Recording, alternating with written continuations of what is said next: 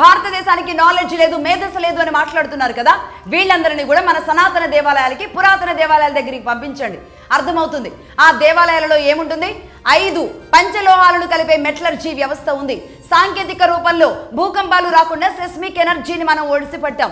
ఖగోళ శాస్త్రాన్ని అందులో ఇనుమడింపజేశాం. అలాగే శిల్ప కళలలో మనం అద్భుతాలు సృష్టించగలిగాం. సివిల్ ఇంజనీరింగ్ లో కూడా మన కన్స్ట్రక్షన్ ఆ హైత్లో కూడా నిర్మించగలిగాం. ఈ దేవాలయాలు 5000 సంవత్సరాలైన ఇదే భారతదేశంలో చెక్కు చెదరకుండా ఈనాటికి కూడా మన కళ్ళెదుట ఉన్నాయి అంటే భారతదేశ అభివృద్ధికి అవే నిలువెత్తు సాక్ష్యాలా కాదా? ఇక దేవాలయాల లోపలికి వెళితే గర్భగుడిలో పంచభూతాల శక్తిని పంచేంద్రియాల ద్వారా వేద మంత్రాలతో పంచలోహాలతో తయారు చేసిన దేవీ దేవతల విగ్రహాలతో అక్కడ ప్రతిష్ఠిస్తారు. దానినే ప్రాణ ప్రతిష్ఠ అంటారు. అక్కడ ప్రతి క్షణం కూడా ఒక శక్తి ఉద్భవిస్తూ ఉంటుంది, ఒక పాజిటివ్ ఎనర్జీ ఉద్భవిస్తూ ఉంటుంది. ఆ శక్తిని తీసుకొచ్చి అక్కడ కేంద్రీకృతం చేస్తారు ఆ గర్భగుడిలో. అందుకే గర్భగుడిలోకి అంత ఈజీగా వెళ్ళకూడదు అంటారు. ఆ శక్తిని తట్టుకోవడం కూడా అంత ఈజీ కాదు.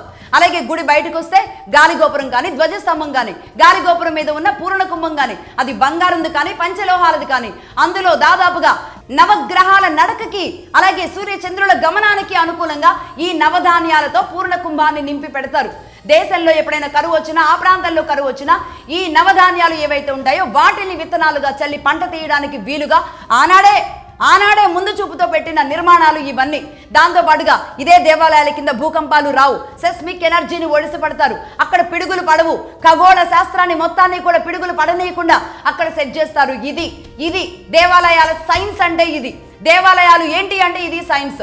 అంతేకాదు అక్కడ నిర్వహించే క్రతువులు కానీ, అక్కడ పెట్టే ప్రసాదాలు కానీ, అక్కడ ఉండే గోవులు కానీ, ప్రతి పని కూడా ఒక దైవత్వంతో సమాజానికి సంబంధంగా, సమాజానికి అనుబంధంగా ముందుకు వెళుతుందే తప్ప దేవాలయం వేరు, సమాజం వేరు కాదు.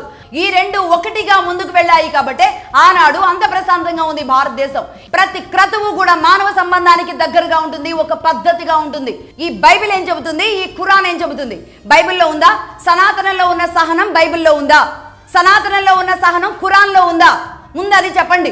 సనాతనం అంటేనే సహనం. అదేవిధంగా ఇంకొకటి చెబుతున్నాను, మన భారతీయ హిందూ సనాతనం చెప్పే మాట ఏంటో తెలుసా? సర్వమానవ శ్రేయస్సు. అంటే సర్వమానవుల శ్రేయస్సు కోరుకునేదే సనాతనం. అందులో ఈ ఫాస్టర్లు ఉంటారు, ముస్లింలు ఉంటారు, క్రిస్టియన్లు ఉంటారు, అందరూ ఉంటారు. ఈ సహనంతో ఉంది కాబట్టి ఈ సనాతనం, ఈ 2 మతాలు ఈ విధంగా ముందుకు వెళ్ళగలుగుతున్నాయి. అదేవిధంగా ఇంకొకటి ఉంటుంది, ధర్మో రక్షితః సత్యమేవ జయతే సర్వే జనా సుఖినో భవంతు. ఈ విధంగా ఉంటుంది సనాతనం అంటే. ప్రతి ఒక్కళ్ళు బాగుండాలి. సత్యమేవ జయతే, మీరు నిజం మాట్లాడారా అది గెలుస్తుంది. ధర్మాన్ని రక్షించావా అది నిన్ను రక్షిస్తుంది. ఈ విధంగా చెప్పుకుంటూ వెళ్ళారే కానీ దుర్మార్గాలు చేయమని, అడ్డొచ్చిన వాళ్ళని లేపేయమని, మతాలు మార్చమని ఎక్కడా కూడా సనాతనం చెప్పలేదు. అది సనాతనం గొప్పతనం. అది భగవద్గీత రూపంలో ఉంటుందా, రామాయణ రూపంలో ఉంటుందా, భాగవతం రూపంలో ఉంటుందా, ఏ రూపంలో ఉన్నా దాని మూల రూపం సనాతనం. ఇది సనాతన గొప్పతనం. అదే సైన్స్. సనాతనం ఈజ్ ఈక్వల్ టు సైన్స్. అది భారతదేశ మూలం. సైన్స్ గురించి వీళ్ళేంటి మనకు చెప్పేది? ముందు భారతదేశ మూలాల గురించి తెలియాలి అంటే ప్రతి ఒక్కళ్ళు కూడా భారతదేశంలోని పురాతన ఆలయాలకి రావాలి. అక్కడెక్కడో ఉన్న విదేశాల్లో ఉన్న వాళ్ళు వస్తున్నారు కానీ ఇక్కడ ఉన్న వాళ్ళకి ఏం రోగం వీళ్ళందరూ వెళ్ళి ఒకసారి దేవాలయాలను చూస్తే తెలుస్తుంది సైన్స్ ఏంటో.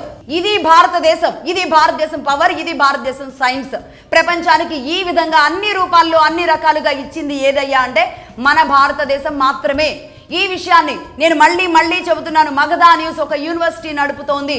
ఇక్కడ తీసుకున్న సబ్జెక్టుని ప్రతి ఒక్కరికి మీరు నలుగురు కూర్చున్నప్పుడు మాట్లాడండి. దీని గురించి అందరికీ ఎక్స్ప్లెయిన్ చేయండి. నేను మనం చెప్పినట్లుగా రాజ్యాంగంలో రామ స్ఫూర్తి ఆధారంగా, మన రామరాజ్య స్ఫూర్తి ఆధారంగా, మన రాముడి స్ఫూర్తి ఆధారంగానే ఫండమెంటల్ రైట్స్ అని నిర్మాణం జరిగింది. ఈ భారతదేశంలో రాముడిని తిట్టినా, సీతమ్మని తిట్టినా ఖచ్చితంగా వాళ్ళు ఉగ్రవాదులు లాంటి వాళ్లే. వాళ్ళకి ఖచ్చితంగా ఉపా కేసులు లాంటివి కాదు, అంతకంటే తీవ్రమైన కేసులు కూడా పడతాయి. ఈ విషయాన్ని కూడా తెలియజేయండి. అలాగే సైన్స్ లేదు అన్న వాళ్ళకి ఈ ఎపిసోడ్లోని సబ్జెక్ట్ అంతా కూడా తెలియజేయండి. నలుగురు కూర్చున్నా, 10 మంది కూర్చున్నా, మీ పిల్లలకైనా నెక్స్ట్ జనరేషన్కైనా భారతదేశం గొప్పతనం గురించి తెలియజేయండి. నేను మళ్ళీ చెబుతున్నా, ఇంత శ్రమించేది ఇక్కడ ఏదో వ్యూస్ రావాలనో, ఏదో దీని రూపంలో డబ్బు రావాలని మాత్రం కాదు. మగధా న్యూస్ సంకల్పం ఇంత కష్టం. ప్రతి ఒక్కరికి కూడా అవగాహన పెరగాలని మాత్రమే. ప్రతి ఒక్కరూ నేర్చుకోవాలి. అలాగే నేను ఒకటి చెబుతున్నాను, భారతదేశం ఓటి దేశం కాదు, భారతదేశంది ఓటి చెయ్యి కాదు. భారతదేశం నలుగురికి పెట్టిన చెయ్యే, బంగారు కంకణాలతో నిండుగా నలుగురికి 10 మందికి పెట్టిన చెయ్యే భారతదేశం చెయ్యి. కానీ ఇలా అడుక్కుని ఆశించే చెయ్యి కాదు భారతదేశంది. ఇది బలమైన దేశం, ఇది ధనమైన దేశం. మన తాత ముత్తాతలు మీసాలకి సంపెంగ నూనె రాశారు అని నేను చెబుతూ ఉంటాను కదా. అవును, మన తాతలు మీసాలకి సంపెంగ నూనె రాశారు. వీళ్ళకిలాగా పనికిమాలినదేవి చేయలేదు. మన తాతలు ధనవంతులే. మన రాజ్యం, మన నేల ధనవంతమైన నేలే. ఈ రోజు మనం ఒకవేళ ధనాన్ని కోల్పోవచ్చు, కానీ మన డిఎన్ఏ ధనమైనదే, బలమైనదే. ఆ డిఎన్ఏతో బతకాలి ఇదే భారతదేశంలో. కానీ ఇలా అలో లక్షణ అంటూ ఏడుస్తూ పక్క దేశం బాగుంది, నా బతుకు బాలేదు అని ఎవడో ఏదో ఉన్నది లేనిది వాడి మిడిమిడి నాలెడ్జ్తో చెప్పాడని చెప్పి అలాంటి భ్రమల్లో పడిపోతూ క్రిస్టియన్లే అన్నీ కనిపెట్టారు, భారతదేశం ఏది చేయలేదు అనే పిచ్చి భ్రమల్లోకి ఎవరు వెళ్ళొద్దు. భారతదేశమే ప్రపంచానికి ఇచ్చింది, సనాతనమే మార్గం చూపించింది ప్రపంచానికి. రాసి పెట్టుకోండి.